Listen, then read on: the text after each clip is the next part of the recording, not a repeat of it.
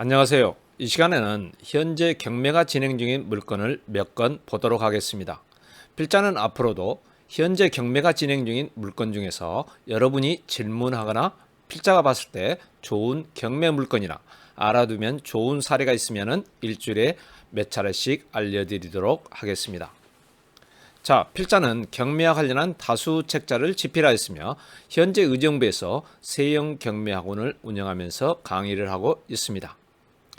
자, 먼저 인천지방법원 2018 타경 32,168호 사건을 보겠습니다. 참고로 보여드리는 사례는 지지옥션 경매 사이트에서 발췌한 내용임을 알려드립니다. 자, 이 사건은 인천 서구 청라동에 있는 아파트 물건인데 현재 49%까지 하락한 물건입니다. 이 물건 분석은 입찰 보증금이 20%이고 임차권 등기가 있으므로 이를 분석하는 것이 중요한 것 같습니다. 관리비는 소액이라 분석에서 제외하겠습니다. 이 물건의 구체적인 내용을 보니까 임차인이 있으며 이 임차인이 2017년 1월 16일 주택 임차권 등기를 하였습니다. 또한 입찰 보증금이 금차 법사 가격의 20%인 이유는 8월 20일 낙찰이 되었으나 잔금 납부를 하지 않아서 재매각이 되므로 보증금이 20%인 것입니다. 이제 이와 같은 사항을 표로 만들어 보겠습니다. 이렇게 표로 만들어 보면 그 내용이 명확하게 나타나므로 여러분들도 이런 방법을 사용해서 물건을 분석하시면 편리하고 정확하게 분석이 가능할 겁니다.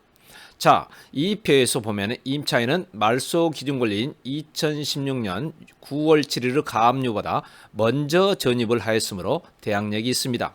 즉 임차인은 임차 보증금 2,500만 원을 저액 배당받지 못한다면 그 배당받지 못한 금액을 경락인이 인수해야 합니다.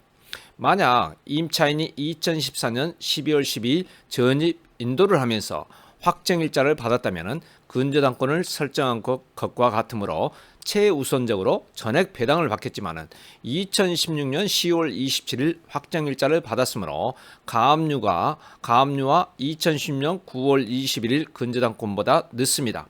그러므로 이 물건은 2010년 9월 7일 가압류가 말소 기준 권리이므로 안분 배당을 한 후에 흡수 배당을 해야 합니다. 이 시간에 안분 배당과 흡수 배당을 설명한다면 너무 시간이 많이 걸리므로 안분 배당과 흡수 배당에 관련한 설명은 배당과 관련한 시간이 있으면 설명을 드리겠습니다. 여기서 2019년 8월 20일 낙찰을 받은 사람이 잔금 납부를 하지 않은 이유는 앞에서 본 바와 같이 안분 배당과 흡수 배당에 대한 이해를 못해서 잔금을 납입하지 않고 보증금 4,123만 원을 포기한 것 같습니다. 필자가 분석을 한 결과 임차인은 2억 5천만 원의 임차 보증금 중에서 약 5천만 원을 배당을 받습니다. 그러므로 임차인이 배당받지 못한 금액 2억 원 정도를 낙찰인이 인수해야 합니다. 그래서 이렇게 낙찰을 받은 사람이 잔금을 납입하지 않은 것 같습니다. 낙찰인 입장에서 보면 4억 1230만 원의 낙찰을 받았지만 인수해야 할 임차 보증금이 2억 원 정도 되니까 6억 원이 넘는 가격의 낙찰을 받은 것과 같습니다. 그러므로 여러분들은 입찰 금액에 따라 약간은 차이가 나겠지만 2억 원 정도를 인수한다고 생각하고 입찰에 임해야 합니다. 그러므로 금차에는 입찰을 하지 않는 것이 좋습니다. 마지막으로 임차권 등기에 대하여 살펴보겠습니다. 임차권 등기는 순위번호 4번의 근저당권 설정일 이후에 했기 때문에 순위번호 5번에 있지만은 이를 분석하기 위해서는 권리자 및 기타 사항란에 있는 임대차 계약일자, 주민등록일자, 확정일자 등을 확인하여 분석을 해야 합니다. 그러므로 분석표에서 보듯이 임차권 등기가 이렇게 뒤에 있지만 실질적으로는 권리사항에 있는 날짜를 기입하여 분석을 해야 합니다. 자, 다음으로는 서울 동부 2019 타경 1798호 사건을 보겠습니다. 이 물건은 현재 KB 시세가 10억 1000만 원 정도인데 시세 분석은 밸류 맵이라는 것을 사용하면 편리합니다.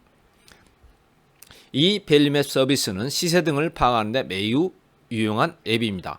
이 앱을 컴퓨터나 휴대폰에 설치하시면 시세 등을 파악하는 데 많은 도움이 되실 겁니다. 자, 이 물건은 의외로 분석이 간단합니다. 임차인만 분석하면 되겠습니다. 또한 관리비를 몇 개월 미납하여 100만 원이라고 나왔는데 낙찰자는 공용 관리비만 부담하면 되니까 20에서 30만 원 정도라고 생각하시면 되겠습니다. 왜냐하면 보통 아파트 공용 관리비는 20에서 30% 정도가 되기 때문입니다. 자, 분석표를 만들어 보니까 임차인은 전입만 하고 확정일자를 받지 않았습니다. 또한 배당 요구 종기일인 2019년 6월 24일 이전인 5월 8일에 배당 요구를 했습니다.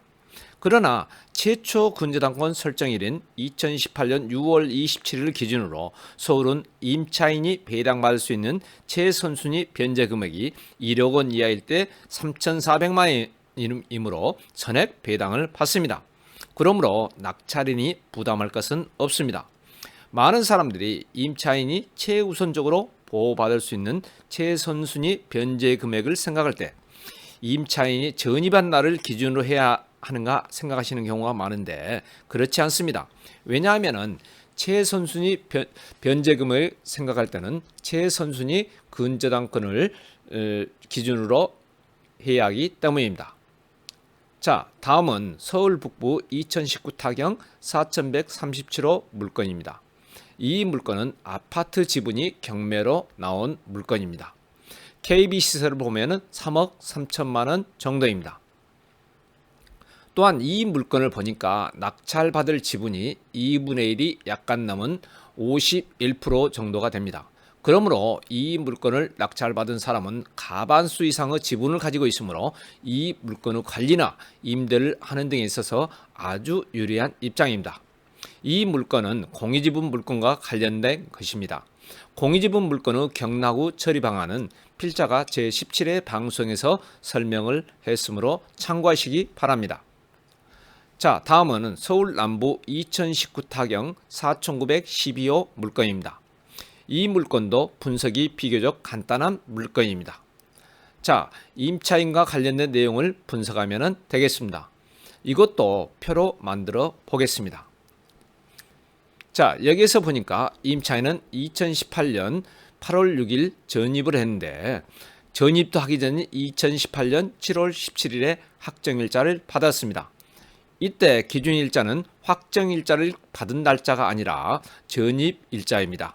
그러므로 임차인은 확정일자를 먼저 받았지만은 전입한 날에 근저당권을 설정한 효력을 발생한 것과 같습니다. 그러므로 강제경매 신청자에 앞서 전액 배당을 받게 되고 배당 요구도 배당 요구 종기일인 2019년 9월 5일보다 빠른 7월 25일에 했으므로 아무런 문제점이 없습니다. 또한 이런 경우 낙찰을 받은 사람은 인도를 받기도 정말 편하기 그지없습니다. 왜냐하면 임차인이 배당을 받기 위해서는 낙찰인에게 아파트를 인도했다는 확인서를 낙찰인에게 받아서 경매법원에 제출해야 하기 때문입니다. 자, 이제 다음 시간에는 미리 예고한 바와 같이 경매로 낙찰받은 토지에 건축우가 살아있는 경우 대처 방안에 대해서 이야기하기로 하겠습니다. 또한 필자는 이론적인 강의 중에도 현재 경매가 진행되고 있는 물건을 일주일에 두세 차례 정도는 방송을 할 계획을 갖고 있습니다. 자, 여러분들이 방송을 원하시는 내용이나 주제 또는 사건 번호를 올리시기 전에 구독과 좋아요를 꾹 눌러주시길 바라며 필자가 강의하고 있는 의정부 세영경매학원에 들리실 기회가 된다면 실제 강의를 한번 들어보시는 것도 환영합니다. 자, 이상으로 마치겠습니다. 감사합니다.